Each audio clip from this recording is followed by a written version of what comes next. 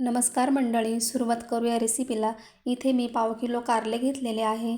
तर एका कारल्याचे आपल्याला 2 काप करून घ्यायचे आहे आणि वांगे कापतो त्या पद्धतीने आपल्याला एक उभा आडवा कट देऊन घ्यायचा आहे। त्यातलं पूर्ण बी काढून टाकायचं आहे।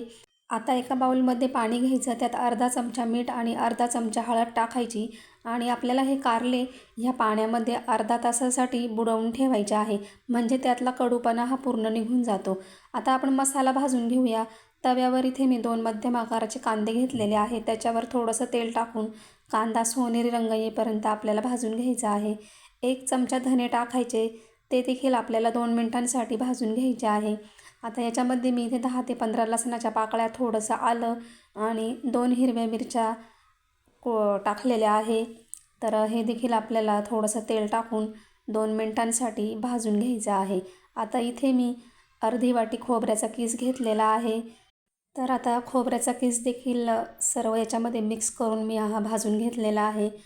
आता आपण हे सर्व एका प्लेटमध्ये काढून घेऊया आणि आता आपल्याला याचं वाटण तयार करायचं आहे। तर मिक्सरच्या भांड्यामध्ये आपण हे सर्व साहित्य टाकायचं आणि याच्यामध्ये मी इथे 1 टोमॅटो टाकलेला आहे, थोडीशी कोथिंबीर टाकायची आणि इथे मी 2 ते 3 कढीपत्त्याची पाने देखील टाकलेली आहे।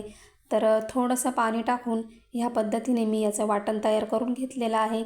आता आपल्याला कारले हे पिळून घ्यायचे आहे, ते यातलं पूर्ण पाणी काढून घ्यायचं आहे किंवा मग तुम्ही कपड्याने देखील हे कोरडे करून घेऊ शकता। आता आपल्याला तेल तापलं की हे कारले तेलामध्ये टाकायचे आहे।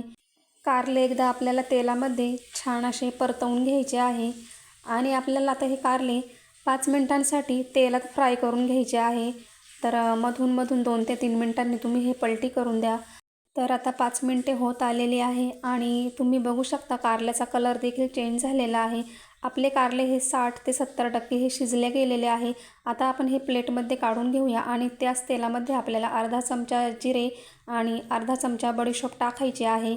नंतर आपण जे कांदा खोबऱ्याचं वाटण केलेलं आहे ते टाकून घेऊया, ते परतून घ्यायचं। त्याच्यामध्ये चवीनुसार मीठ, थोडीशी हळद, अर्धा चमचा काश्मीरी लाल मसाला, 1 चमचा लाल मसाला आणि 1 चमचा काळा मसाला टाकायचा आहे।